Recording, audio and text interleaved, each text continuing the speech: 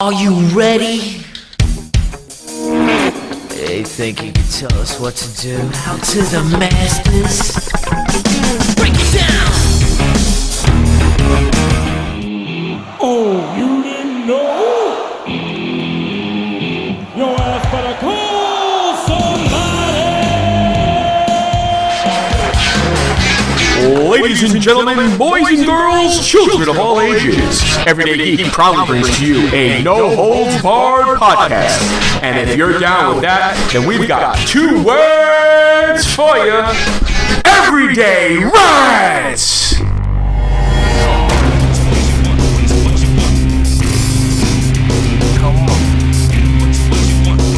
Hey, what's going on, guys? It's Dave. This is Everyday Rants.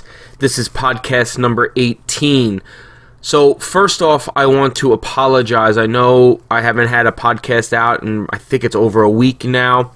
So, I want to apologize. It's just been super hectic and crazy between work and trying to do the YouTube channel and trying to do these podcasts and just, with the kids and everything. It's just, it gets really carried away. I all of a sudden the days fly by me.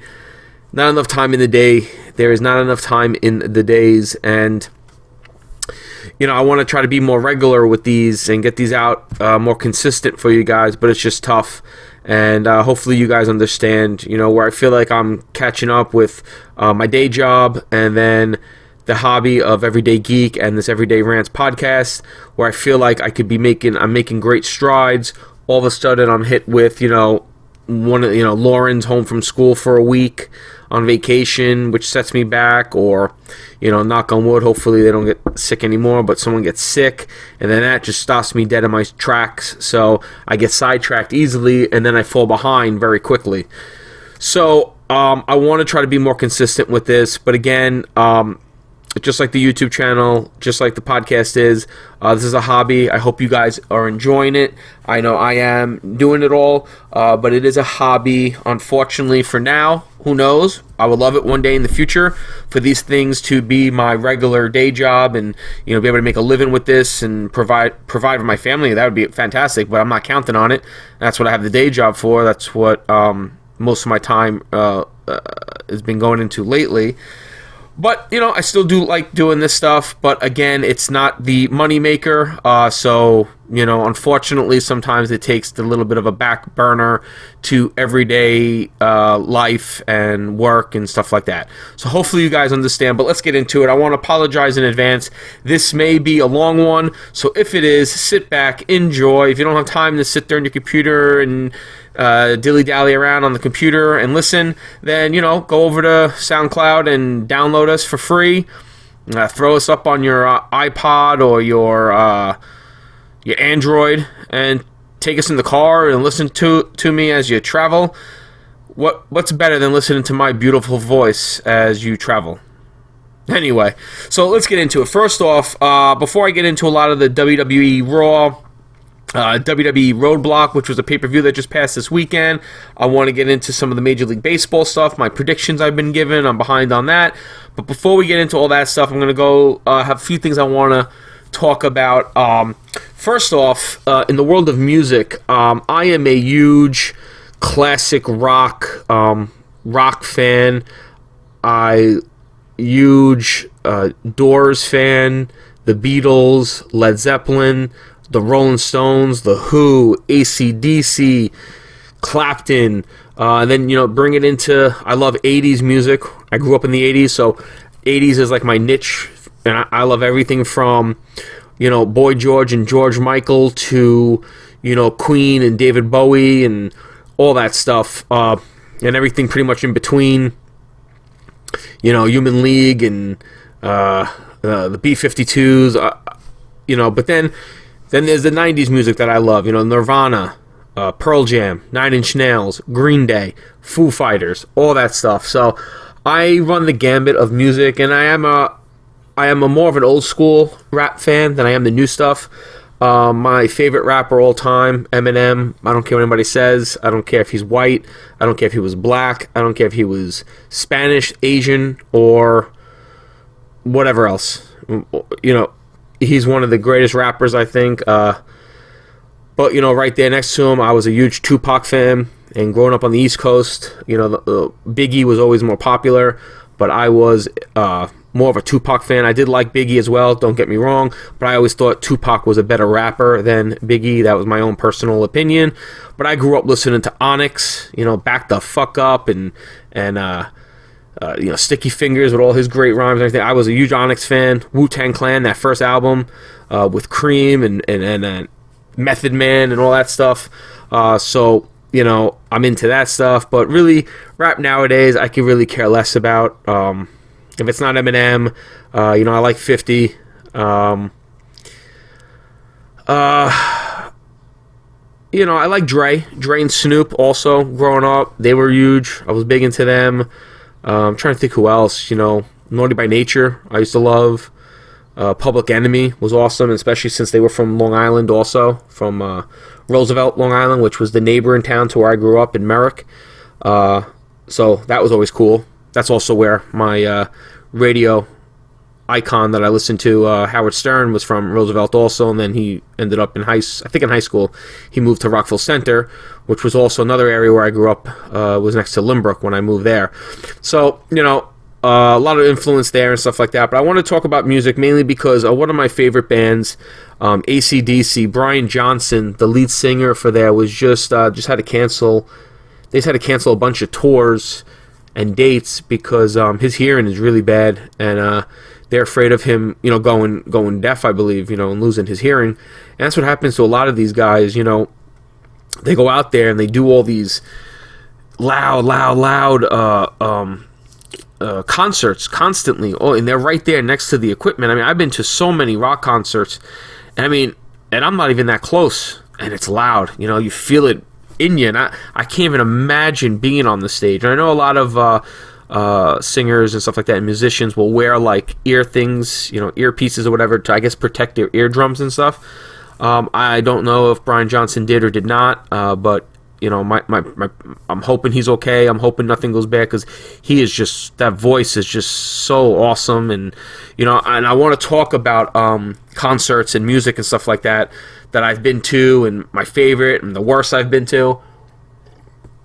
And again, even with concerts, I run the gambit all over the place. I've been to, I've seen AC/DC, which I'm going to get into. I've seen Metallica. I've seen then I've seen Jay-Z, and I've seen Eminem, and I've seen, Eric Clapton and Led Zeppelin, and I've seen Aerosmith and The Who.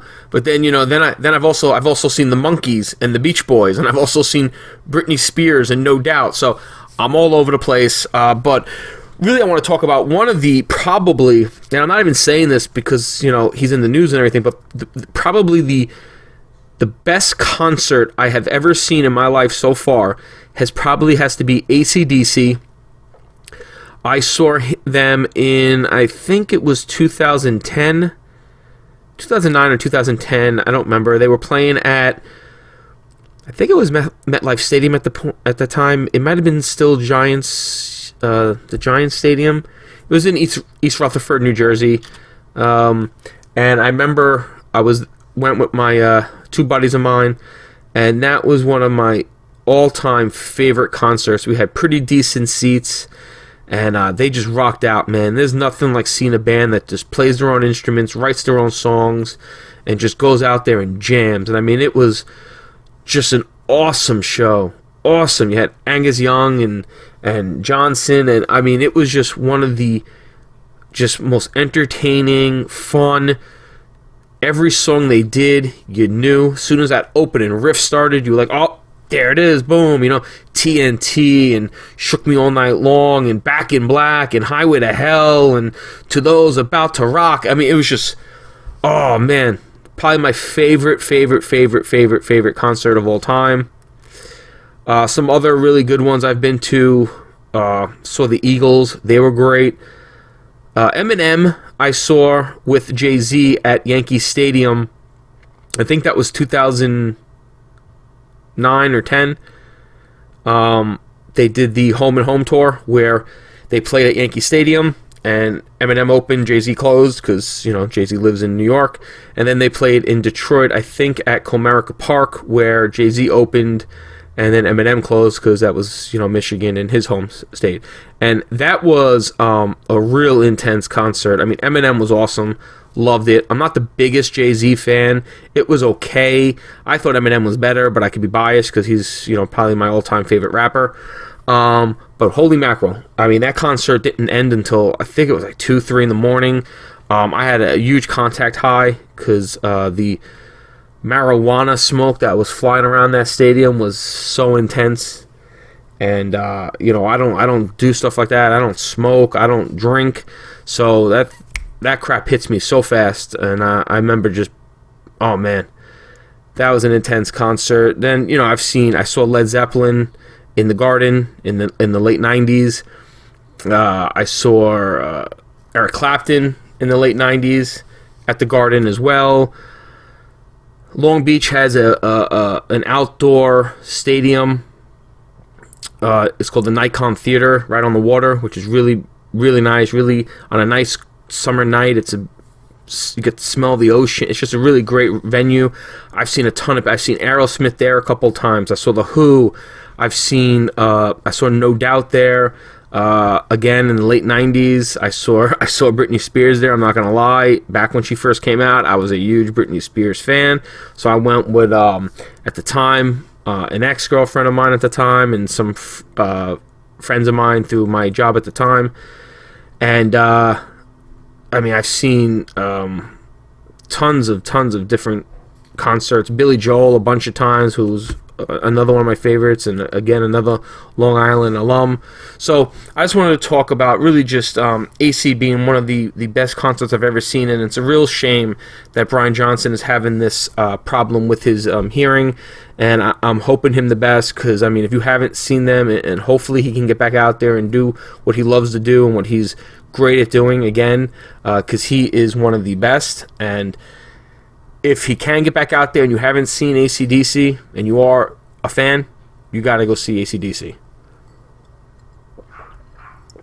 Now, I'm gonna say probably the worst concert I was at. I'm not gonna count the Monkees. I saw them in like some little NYCB theater, which is like a little venue here on the island, very small, very intimate. They were okay. You know, it was the Monkees, whatever. But, you know, I saw Summer Sanitarium. I went with my buddy at the time, one of my close buddies at the time. We went to see that, and that was, I think that was East Rutherford also. I think that was Giant Stadium, and I think that was like the early 2000s, and it was headlined by Metallica, and opening for them was, I think it was, I forgot the first band.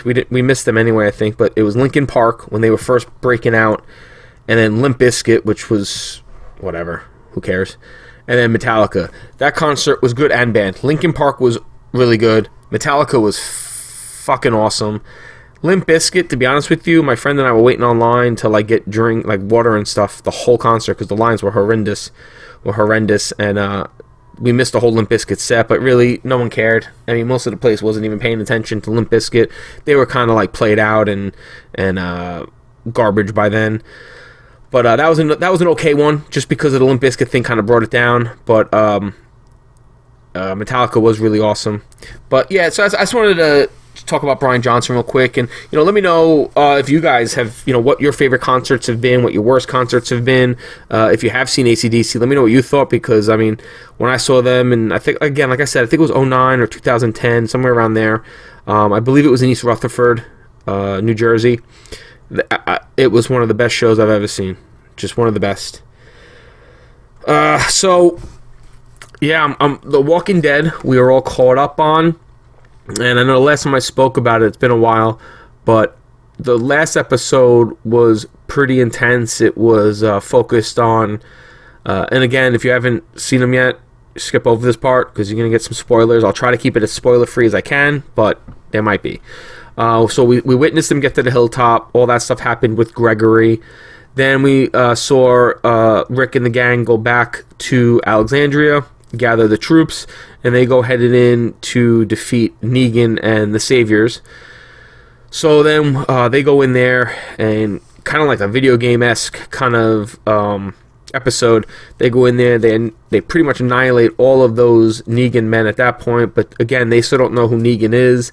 They don't know if they've killed Negan, but they kill most of them. One of their guys hits an alarm. It causes all this ruckus, but they wipe pretty much all of them out. Then we get to the end to find out that some more of Negan's people captured Maggie and Carol, who were staying back with the vehicles and stuff, keeping lookout. So the last episode showed the captivity of Maggie and Carol, and the people that were holding them captive, and having those interactions was pretty cool, and seeing the character change with Carol and Maggie, and just seeing Carol start to look like she's starting to become human again or something like that, where Maggie was turning more to be the, F this, we got to kill them, and I don't know if that's something they're going to keep going with, and if they do, I start to fear for Carol's character, because as soon as they start to make her humanized, she might be no longer on the show. I thought a couple weeks ago, I felt that it was going to be Daryl and Maggie going to be coming to the fate of Negan when he appears. Now, really, to be honest, I don't know where they're going. I still think it could be Maggie. I don't know if it will be Daryl. Then they make you start thinking it could be Abraham. Now they're making you think it could be Carol. So it's really all over the place. I don't know what they're going to do when Negan appears, but it should be interesting. Negan is going to change the landscape and the storytelling of the Walking Dead series if they keep Negan somewhat true to the comics. And I can't wait, because just that interaction between Rick and Negan in the comics is just fantastic, and I love to see how they could play that on the small screen, especially with Andrew Lincoln and Jeffrey Dean Morgan, who's a really good actor. I know my wife can't, she's kind of torn, because she, I don't know, keeps talking about him when he was on Grey's Anatomy, Jeffrey Dean Morgan. I didn't watch Grey's Anatomy, but she's like, oh my god, I can't believe it, I love him on that, I'm going to hate him on this. I said, yeah, you probably will hate him on this. Especially if they keep it true, all Walker fans will probably hate him instantly. But we'll see what they do. I don't know. I mean, they could still go with Glenn. Who knows? But I seem like they're kind of pushing away from that Glenn, and they're leaning towards other people. And I don't know where they're going. And I know my buddy Matt over there at Word of Yaga, you can check out. He has a podcast also here on SoundCloud. It's called Yaga Rambles. And he's got a YouTube channel as well, The Word of Yaga. I know Matt has mentioned a couple times, and thank you, Matt, for giving us the shout out as well. Some of his theories with Abraham also, and I see that, because they start to focus storylines on people that they haven't really focused on for a while, and you start to wonder, are they doing that for emotional, like get you emotionally vested, to then bring them back down and have Negan come and do something horrible to them. So we'll see. The Walking Dead has been phenomenal. It's been fantastic. I absolutely love The Walking Dead. Just like Game of Thrones, just like I was when Breaking Bad was out. These are shows that I feel leave you on the edge of the seat. You can't wait for the next one. Like, a show is good when like you're caught up and you finish and you're like, damn it, I would love to watch the next one. Because there are some shows you watch and you're like, okay, I'll wait till next week. That's fine. Not The Walking Dead. But yeah, so The Walking Dead's been really good. Really awesome. I've loved it. Yeah, so I'm trying to think. So I know Peyton Manning just retired recently. We'll jump into sports real quick. So Peyton Manning retired. I don't think that was that much of a shock. I know some people thought he might go play for the team in LA, now that LA's going to have a team again. But I was really glad that he retired. He retired on top. He retired a champ. He didn't really have much left, as you could tell by last year if you watched him play. It was, he's older. He's got a lot of miles on that arm. But he goes down, a 2-time Super Bowl champion, tons of different awards and everything, one of the greatest quarterbacks of all time. So that's good. I'm happy for Peyton. And, wish him nothing but the best. I'm sure he'll have plenty of opportunities to do stuff with the NFL, and I'm sure he'll do stuff with advertising and endorsements and stuff like that. So Peyton retires from the NFL, and it's just another one of those great legends retiring. I'm at the age now, I'll be 36 this year. a lot of the people that I grew up watching are now retiring, which makes me feel very old. You know, I had Derek Jeter a couple years ago, Mariano the year before that. You have Peyton Manning. You know, Tom Brady's going to be there soon after. I mean, he's getting older also. You know, these guys. You got Kobe Bryant now retiring. This is his last year. You know, it's just these athletes that I watched when I was a teenager. You know, and they were like the kings of their sports, are now older. Some are breaking down. Some aren't as good as they were, and now they're retiring. And it's like, wow, like, I know it's still young for athletes to retire at 40. That's still young. They have a lot of stuff to do, but it's just, in the grand scheme of things, you start to realize how old you've gotten as well. You know, when Derek Jeter came up for the Yankees in '96, I mean, I was 16 years old. I was in high school.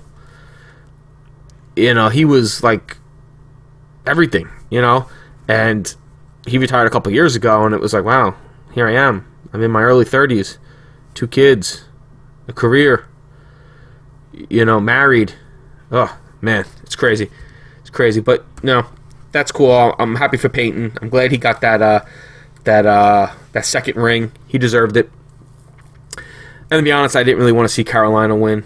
Whatever, I can get hate. I thought Cam and the rest of the team was very cocky, very conceited. And as we all learned in sports, most of the times when a team is cocky and conceited and they take it for granted that they deserve to win or they think they're going to win, they usually don't, because that team that you're playing wants it more to prove you wrong. Look at the Mavericks when they beat the Heat. When they got the big three for the first year, LeBron, Bosh, and Wade. They took it for granted, you know, rolling around in the back in little scooters or whatever, not taking it seriously. And Dirk and the Mavericks went in there, and what they beat them, I think it was like 6 games. Correct me if I'm wrong. It's been a while. I don't remember off the top of my head. But that's sports. You know, I still remember being a Yankee fan. I still remember 2004 ALCS. Yankees go to Fenway Park. They put a friggin' massacre in Game 3 on the Red Sox. A massacre. Everybody's saying it's a sweep. Yankees are going to win that next game. They're going to go to the World Series again. The curse is going to continue for the Red Sox. And I remember watching that, and I'm not going to lie, I thought it was going to be a sweep as well. If not a sweep, I thought they'd win it in 5. But I remember watching Sheffield, because he was playing for the Yankees at the time. They interviewed him after on the Yes Network, and I remember him saying, it's done. It's done. We're moving on. It's over. No, as we all know in history, it was not over. It was not over by a long shot. You take teams for granted in any sport, it will come back, and 95% of the time it's going to bite you in your ass. That's what Carolina did with Denver. That's what the Mavericks did years ago with the Heat. That's definitely what the Yankees did in 2004 against the Red Sox to complete the utter disaster that was the 2004 New York Yankees season. Utter disaster. Heartbreaking. Like, that Game 7 after the Red Sox did the impossible, waking up in the Long Island, New York area was, especially as a Yankee fan, was disastrous. I remember walking into work at the old place I used to work at, and there were some Mets fans there. No Red Sox fans, but there were Mets fans, other Yankee fans, and the glee on Mets fans and the utter despair and disgust on Yankee fans were evident. So, again, congrats to Peyton. You deserve it. Enjoy. Right off into the sunset. And enjoy the rest of your hopefully long, awesome life. All right. So, moving on. Something else I want to just briefly touch on. I'm not going to get into it because this is not everyday politics. This is not everyday, Fox News or CNN or MSNBC. But I got to say, the political world right now is just all over the place. So crazy what's going on in both parties, Democratic and Republican. On both sides, the people of America are getting up, they're speaking, they're saying what they want. Obviously, there's a lot of turmoil, a lot of issues going on in this country.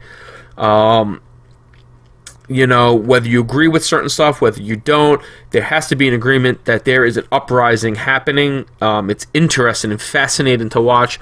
I am very caught up into it. I'm not going to get into my political beliefs. I'm not going to get into who I support. I just don't feel like that's where I want my shows to go or my channel or anything. But I will say everybody has a right to their beliefs. Everybody has a right to their freedom of speech. Everybody has a right to, and I never mind talking to friends and family and having an honest, civil conversation. But I ask of anybody out there listening, if you want to get into political talk with people, please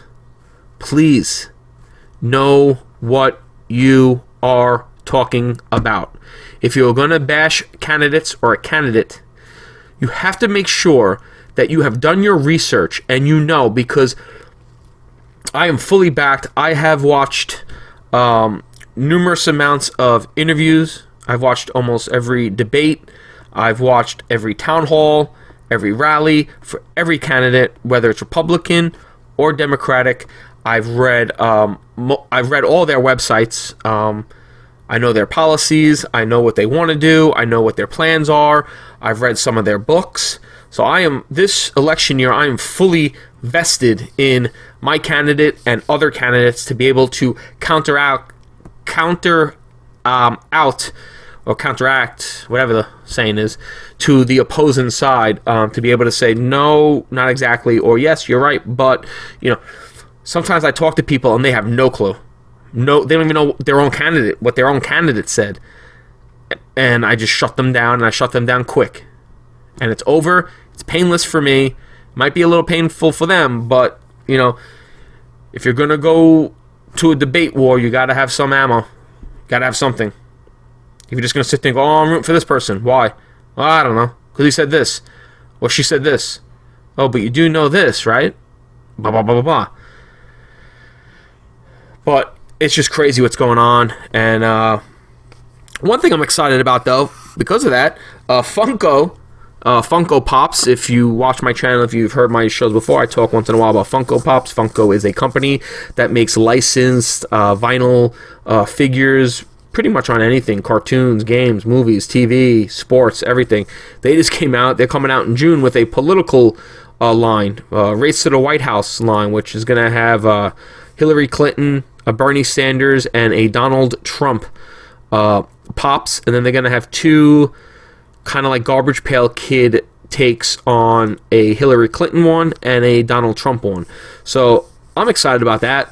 As a collector, I want to try to get all 5 of those items, regardless if I support any of those candidates or not.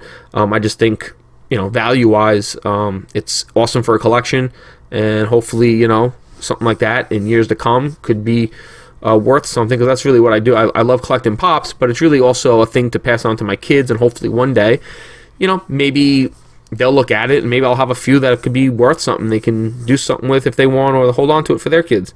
But so that's really what brought that up, because I wanted to mention about Funko.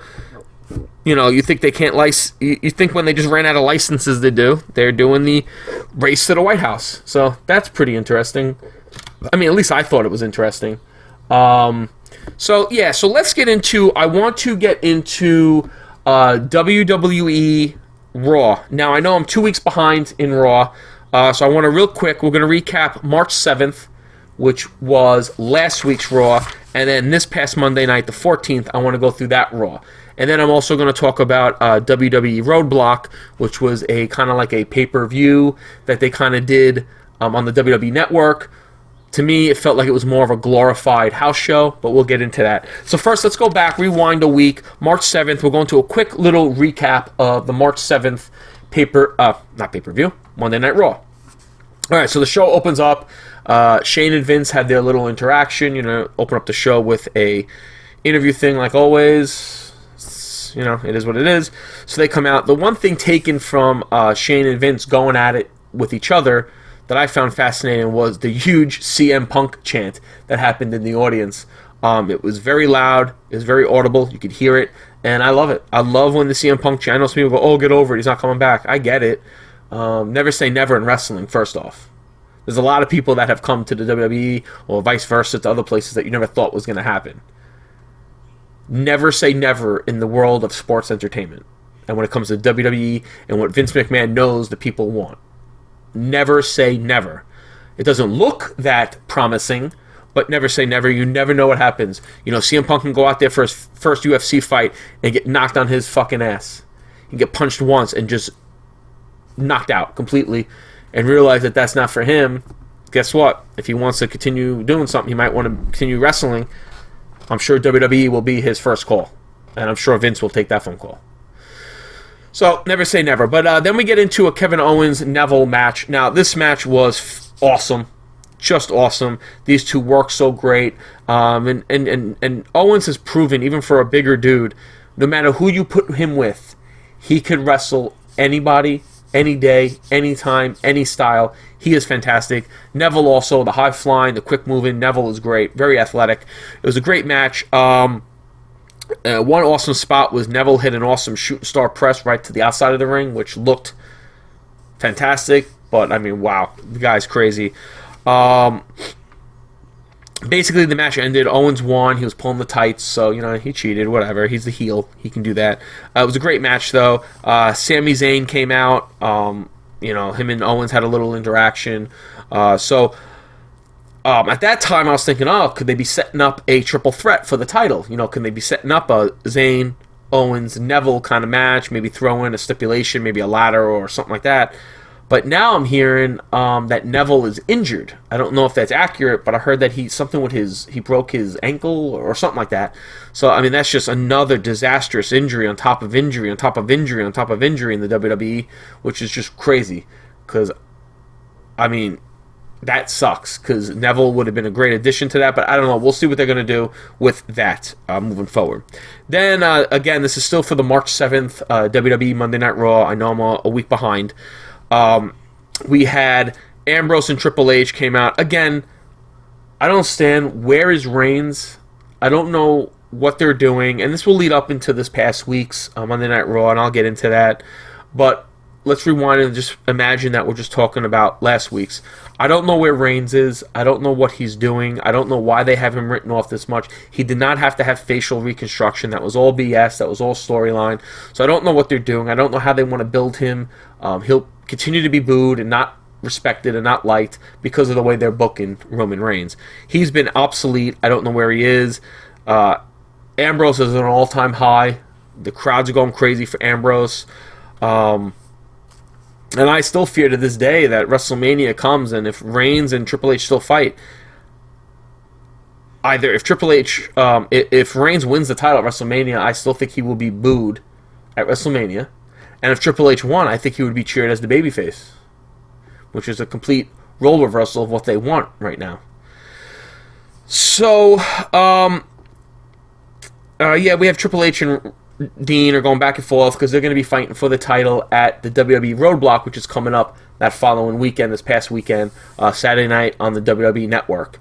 It's like a little tune-up pay-per-view sort of kind of house show before, you know, they get into closer to WrestleMania. Going back on Raw, March 7th, then we get a Divas. They announced there's going to be a Divas triple threat match at WrestleMania for the Divas title. It's going to be Charlotte, Lynch, and Banks. I think everybody kind of knew that was going to happen.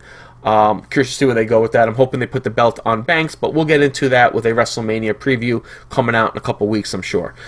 So on Raw, we got a Banks and Lynch match versus Naomi and Snooki. Snooki. Oh my God, I just said Snooki. Not Snooki. Tamina Snuka. Whew. Wow. That'd be a nightmare.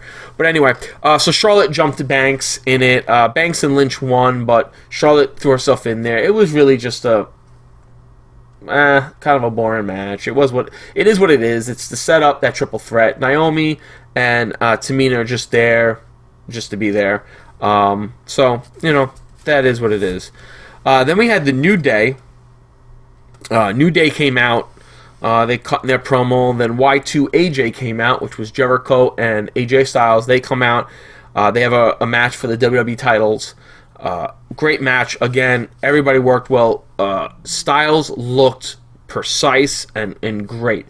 Styles hit some awesome moves. The New Day are just great. They're so over. They're probably one of the most over things going on the WWE right now. I mean, they could put probably Big E or Kofi or even Xavier in a title match, and I think they get bigger pops than Roman Reigns would. But that's just my opinion. It is what it is. Awesome match. Again, AJ looks phenomenal. Phenomenal AJ Styles. But New Day won, and Y2J, Chris Jericho turned on AJ. Kind of uneventful. They've only been like really tagging for like a couple weeks after they fought at Fastlane. So, I mean, did anybody really care? Whatever. I'm guessing they're going to set up a Jericho Styles match, hopefully for WrestleMania. Maybe throw in a stipulation. If not, maybe let them go out at WrestleMania, have 30 minutes. They could put on a great match. And I think that'll kind of be Jericho's kind of not, I don't want to say retirement from the WWE, but I think Jericho will go off now for a while because he's been on TV a lot and he usually is not. So I think WrestleMania will be his payday, and then he'll disappear for a while. Maybe we'll see him again, you know, in the summer or maybe in the fall for Survivor Series or the Royal Rumble. But I think Jericho's just been there to help out with a lot of the deficiency on talent because of the injuries. So we shall see. The Hall of Fame announced, they announced that Big Boss Man is going to be inducted into the Hall of Fame. Okay. I mean, I get the Big Boss Man more than I do the Godfather. I still don't understand why the Godfather is going into the Hall of Fame. Meanwhile, people like China and whatever they want to say, whatever Triple H wants to say about, oh, you know, if you Google China's name now, please, because Sonny is in the Hall of Fame. Because I'm sure X-Pac will be in the Hall of Fame. Come on. So, so Big Boss Man will be inducted into the Hall of Fame. Yeah, that's cool. Good for him. Then for that Monday Night Raw, again, it's March 7th. The Monday Night Raw for March 7th. We had Dean Ambrose versus Bray Wyatt. In the main event, good match. Ends up with Triple H coming out at the end. He comes in the ring. First is a really awesome stare down between Bray and Triple H. Triple H has got the title on his shoulder, and behind him is the whole Wyatt family. You have Luke, Eric, and Braun Strowman standing behind him. It's just these four massive men. And Bray's just looking at the title, starts like tapping it, saying like, I guess it's mine, or he's going to get it, or whatever. He starts laughing, and they end up leaving the ring. But, you know, that was kind of intimidating, and that was kind of cool, because I would love to see them get Bray Wyatt in the title picture. Again, Bray Wyatt is someone I think if they gave the title to would get a bigger pop at this point than Roman Reigns. I think Gilbert could get a bigger pop if he won the title than Roman Reigns. But, again, that's just my opinion. So it faces off... Ambrose and Triple H go back and forth. Ambrose finally hits Dirty Deeds, and that's kind of how that episode of Monday Night Raw ends for the March 7th edition, leading up to the WWE Roadblock pay-per-view. So that was that. We'll get into the Roadblock. I'll go into that before I get into this past week's Monday Night Raw. But Roadblock was... I mean, I'm not going to go too far into it. It was an okay show. It was more of a glorified house show, is what I felt it was. It was, and they had some matches that were, I mean, the wrestling was very good, but there were no real storyline developments, no real enhancements on any type of storylines, really. The matches kind of felt a little flat. I mean, we had, New Day versus Sheamus and Barrett. Whatever. No one really cared. Then you had Charlotte defending the title against Natalya. So out of left field. I know they were in Canada, but it made no sense. Charlotte kept the title, obviously. Then they had, some other matches. I can't even remember. They had Jericho comes out, and you're thinking, oh, maybe he's going to fight Styles. But no, you find out Styles is in another house show, not televised, going up against, I think it was Kevin Owens in a 30-minute Iron Man match or something like that. So, no, we got the short end stick there. We got Chris Jericho versus Swagger. Okay. The main event was Triple H versus Dean Ambrose. Very good match. Triple H won. You knew he was going to win. They were not going to change the title a couple weeks before WrestleMania. No chance in hell that was going to happen. So, I mean, it was really kind of uneventful. Good wrestling. Matches were okay. Some of them just didn't make sense. For the storyline time, but it was really just a glorified house show. Seemed like it was more of a warm-up for Triple H before WrestleMania, kind of get him, a little bit more in tune since he is like 50 years old or something like that. But the dude does look in phenomenal shape for a 50-something-year-old dude. He is, I'd kill to look like half of that at that age. But yeah, otherwise, it was okay. If you have the network, you're already paying the $9.99 a month, so who cares? It's kind of like included in that, or whatever you want to say. It could be free, you could say. But it was okay. Nothing great. Then let's get into this past Monday night's Raw. And again, guys, I'm sorry this is running long. I'm so far behind. So, again, download us on SoundCloud for free. Take me along with you. Listen to me in your car. Or if you're on YouTube listening, hey, listen and minimize the YouTube screen and go do whatever else you got to do. Go pay bills. Go whatever. Do some gaming. Listen to my beautiful voice. So this past Monday, which was March 14th, this past Monday Night Raw, we got 20 days now before WrestleMania, so almost a little under 3 weeks. And they open up the show with the New Day against Rusev and Alberto Del Rio, because now the other League of Nations guys are saying, hey, you couldn't do it, but we can do it. So they faced the New Day in a match. They were in Pittsburgh, Pennsylvania, I believe. There were rumors that Kurt Angle, I don't know if they were rumors, maybe they were real stories, but Kurt Angle had met with Triple H. Just remember that. That was in the media, that was in like the sheets and everything. So I had heard that in a few tweets and everything. So let's go to now Raw. They're in Pittsburgh, Pennsylvania. That is the hometown of Kurt Angle, who Kurt Angle was one of the greatest WWE wrestlers ever. Just a fantastic talent. So we go New Day. Rusev, and this is where, again, I'm going to go into where I start to feel like I wish I could write for them, because I really do feel like I have more to offer than the writers they currently have that are writing just garbage storylines. Who cares? Now, what I'm going to say is maybe they're building something up for WrestleMania, but here's what I would have done. They had New Day versus Rusev and Del Rio. Okay match, back and forth. New Day wins, but then they just get pulverized by the League. There's 4 versus 3. They just demolished the New Day, beating them up all over the place. Now, I thought it would have been hilarious and fantastic, and I think the crowd would have popped like crazy if all of a sudden they're just getting beat up. Now, remember, it's the League of Nations, so you got a guy from Ireland, you got a guy from the UK, you have Alberto Del Rio, from Mexico, you got Rusev, the Bulgarian or Russian or whatever they want to say he's from, whatever country this time, against the New Day. I thought it would have been fantastic if, like, all of a sudden you just heard, like, they get beat up, all of a sudden you just hear that doo-doo, doo-doo, that Kurt Angle music just pop on, and the crowd would have went crazy, and here comes Kurt Angle running out, but wearing, like, a singlet, but just, like, the same colors as the New Day. Like, maybe he's the 4th member now of New Day, which I think would be hilarious, because if you remember anything about Kurt Angle back in the day, his comedic, when he was put together with Steve Austin in those comedic skits, to me, that was some of the funniest stuff going on in the WWE back then in the early 2000s. So I thought that would have been just a perfect fit. Could have came out, threw a few people out, hit an Olympic slam on a couple guys. He's older now, so it kind of keeps him limited because he could be in a group with these 4. These 3, the 4 of them could have just gold on the mic and skits and stuff. And it kind of keeps him limited, more of like a managerial role, but once in a while he can get in the ring and tag or wrestle one-on-one. Now, again, the rumors are supposedly true that Triple H and Kurt Angle did meet. So maybe they're setting something up for WrestleMania. Could it be in that angle? Maybe not. It could be somewhere else. But it makes you wonder, because now they announced later on in Raw that there is going to be I believe a tag team title match at WrestleMania. It's going to be the New Day, all 3 versus the League of Nations, 4. So they're going to have to find a 4th member for the New Day to have. They already went the route of Mark Henry. They did that a couple weeks ago, or whenever that was.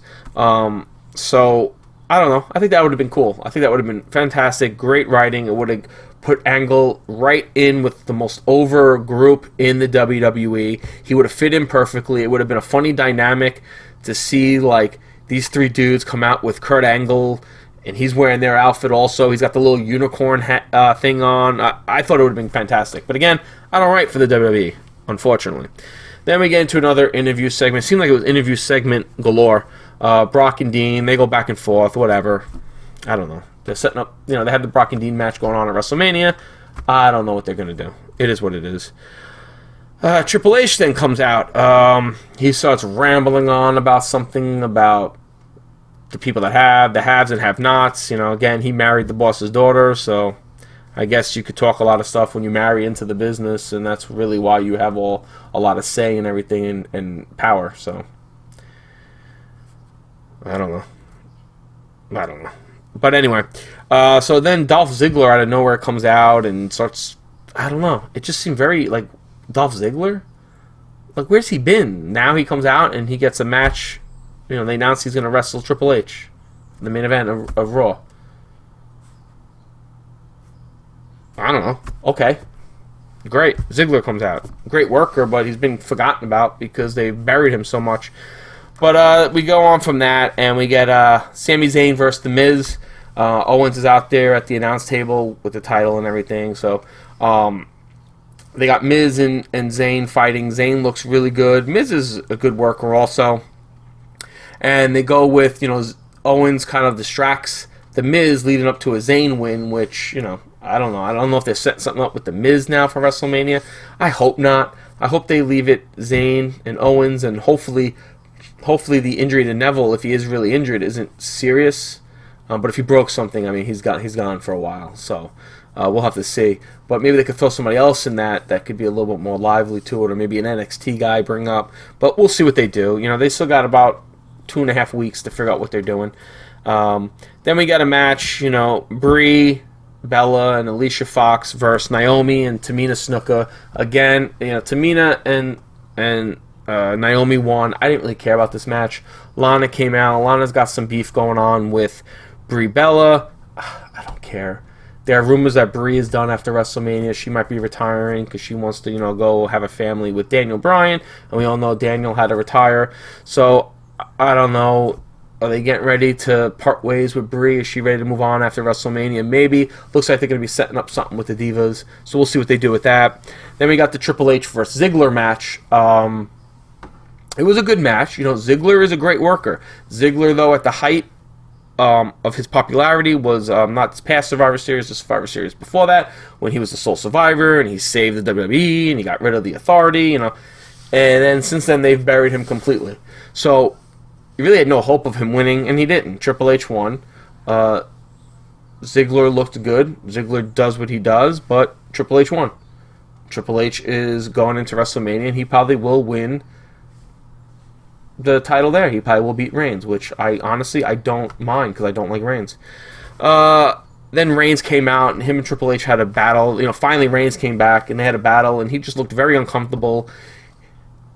I don't know. It was just a big mess. I don't know. I don't understand what they... I don't know. I didn't like it. I don't care. And then we get the final. It's Vince comes out, Shane comes out, then Taker comes out, and they have words, and then all of a sudden Shane and Taker get the fisticuffs, and they start fighting, and Vince pushes Shane into him. He gets choke slammed, and then he pushes Vince out, The Undertaker, and the Undertaker stand tall, and we'll see what happens. Again, it's very, very, it seems like just very poor booking leading up to their biggest show of the year. This is WrestleMania. This is their Super Bowl. And it seems like it's very poorly being set up. The matches seem very convoluted and all over the place and not what the fans want. And, yeah, that's it. That was Raw. So that's what we're leading up to. I don't know what we're going to be getting at WrestleMania. So far, the Raws before it have been pretty pathetic and boring. Sometimes predictable. Not a shock in the WWE anymore. And I don't know what they're doing at WrestleMania. It doesn't have a lot of star power so far.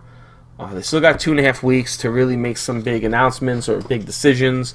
But right now we're set up with a Triple H and Roman Reigns world title that no one cares about.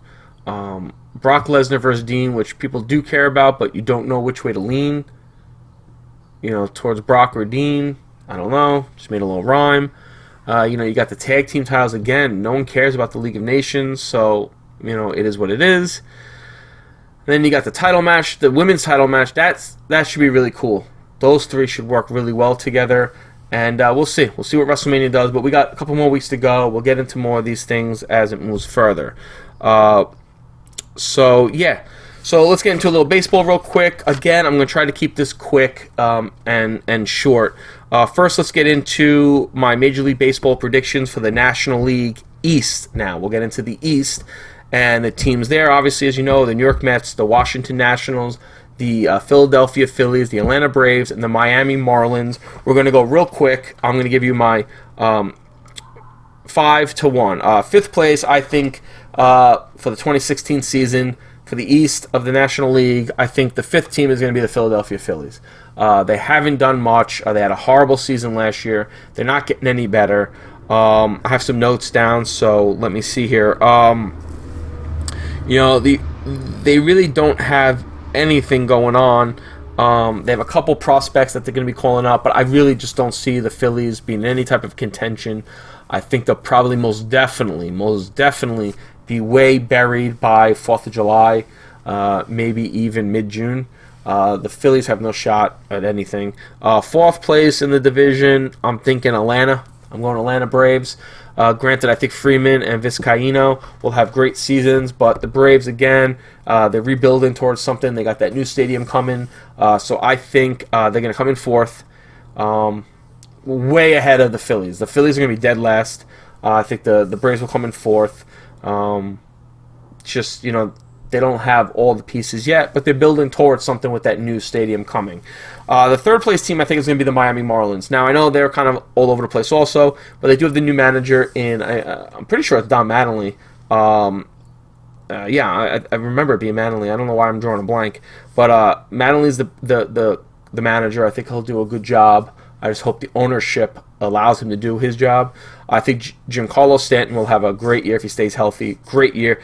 I think he has a good chance of getting 40-plus home runs. But the rest of the team is it's the Miami Marlins, so I don't know how much of a contention they'll be in that division, especially with the top two teams. So I'm thinking they're going to come in third. I think they'll have an okay year. Will they make a playoff push? They might be in it for a while, but I don't think they're going to last. That's just my personal opinion. Second in the National League East, I'm going with the Washington Nationals in second. I think the Nationals will have a better year. I think Bryce Harper will be, will have a fantastic year. Could even possibly, if he stays healthy, be on track to be a triple crown winner, if healthy. The pitching, I think, will be better than it was last year. I think everybody will come together. I think they'll have a much better year than they did last year because they really underperformed last year.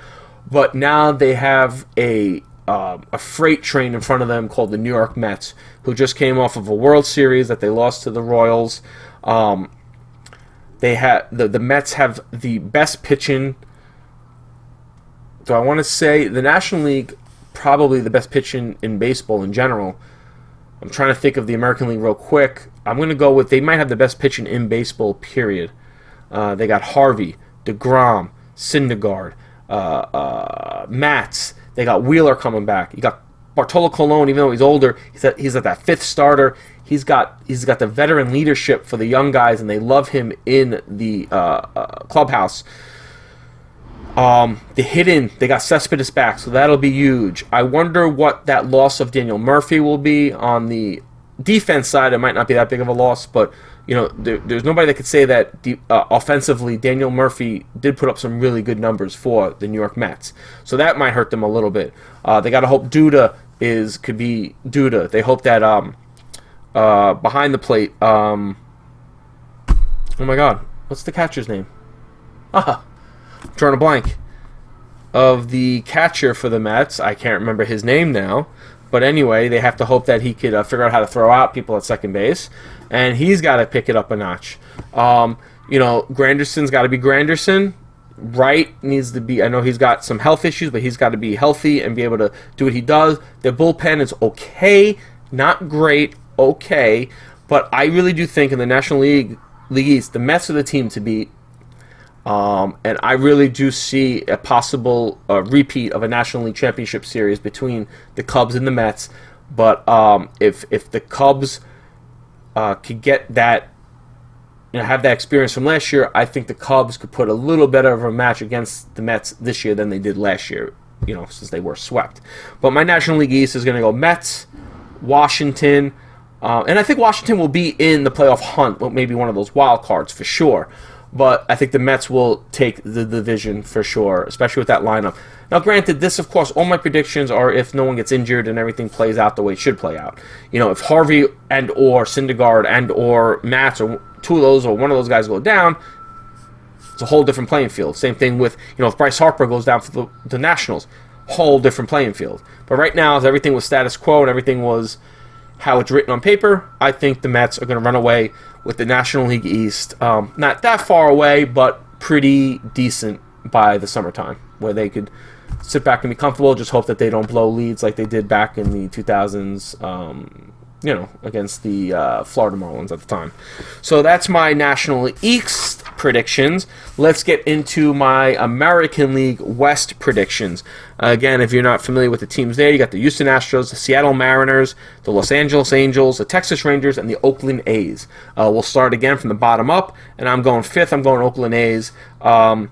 I don't see the A's doing anything whatsoever. If they do anything, I've heard a rumor that if, let's say, they're out by the summer, I think it was on ESPN, I forgot who it was, had a said that maybe, they could trade Sonny Gray to the Yankees for a package of Rob Refsnyder, Aaron Judge, and Gary Sanchez. I'll be honest, as a Yankee fan, I wouldn't want that. I want to see what Judge and especially Sanchez, who we've heard about forever, I want to see what they could do up at this level, and I wish they would give Refsnyder a better shot at second base in the major leagues. But anyway, I think the A's are going to be dead last by far. I think they could be out of it by Memorial Day. The A's have no shot. Fourth, I'm going to go with the Angels. Yes, they have Mike Trout. Yes, he's probably one of the best players in the sport, but that's all they really have, I feel, at this point. I think the Angels are going to come in fourth. Could they flip-flop with the third-place team that I'm going to say? Maybe. But the Angels, I feel, are going to fall fourth. They're not going to make a playoff push. But neither is a team I think is going to be third. I think the Seattle Mariners are going to come in third. Yes, they have a very good starting pitching. But we have to see what Walker can do after last year. Walker wasn't that great. They do have King Felix. I think Cano will be better. But other than that, the bullpen is not that great. They're still missing certain players. I just don't think that they have what it takes to compete even for a playoff spot. I think they'll be in third. Could they be in the hunt for the second the second wild card playoff spot? There we go. I got it out. Maybe, but I don't see that happening for that long. That'll probably end by the summertime. I think they're going to come in third. I don't think they have a shot, unfortunately. But, these are just, again, my opinions. Second, I'm going to go with the Astros. Springer will be back full year. He's a great young player. I think they have a lot that they did last year that they're going to build upon, and I think they're going to be a little better. They have Altuve and all those guys, and I think they will be better than they were last year, which will be good. But the only thing is that I think now people are watching them. Other teams know about the Houston Astros now. Last year, kind of came out of shock out of nowhere, where they just came out of nowhere and they were just there on the scene. I think now everybody's expecting it, and I think everybody will be prepared for it now. So I'm thinking the Astros will come in second, but again, second meaning they will be in that definite playoff spot, first or second, definitely fighting for it somewhere there. They could even be mixing it up with who I think would be in first is the Texas Rangers. I think they could even be flip-flopping with them up until late into the summer or early fall. Texas, I think, is going to go in first. I think a lot of people are underestimating that they have Cole Hamels, who is a fantastic starting pitcher, who really held them together in the playoffs. They're getting Yu Darvish back, which is a great 1-2 punch. Prince Fielder is a beast, and I think, let me see, I have some notes here, sorry. With the starting pitcher of that 1-2 punch, along with Fielder and Chu and those players, I think second base, I think Odor could be the best second baseman in 2016, offensively and defensively. I think they have some certain pieces that will make them very competitive in the West. Again, with the Mariners and the A's and even the Angels not being that great all around, I think Texas has a good shot at taking that division. Again, I also think that them and Houston will be in a battle throughout the season, leading up to even maybe like mid-September. Might not know who's going to come in first, but I think Texas will edge it out. I'm sure Houston will grab that first or second playoff spot, and away we go. But those are my predictions for the National League West. I have it going Texas, Houston, Seattle, LA, and then Oakland. There you go. Those are my predictions. It is what it is. I'm not sitting here saying I'm any expert or anything like that, but I do watch the sport. I've watched it forever. Huge into fantasy baseball and all that stuff, so, I know a little bit. So those are my predictions for the Major League Baseball National League West, the American League, the National League East, the American League West. I gave you the recaps of Monday Night Raw from the 14th, Monday Night Raw from the 7th. We did a recap of WWE RAW. We talked about AC/DC and music and a little politics and painting and The Walking Dead. So it's been a long episode. Thanks, guys, for listening. Hopefully I can get these a little bit more regular so we wouldn't be so jumbled up into one episode. So again, thanks for listening. Remember, you could download us for free on SoundCloud, and you could also find us over on YouTube at Everyday Geek. The podcasts are on there as well. If you would like to share it and comment on there as well, we could also do it on SoundCloud. And you could also find me on Twitter, Instagram, and Facebook. Just look up Everyday Geek TV. You could follow us there and tweet to us and all that stuff. And thanks again, guys, for listening. Have a good one.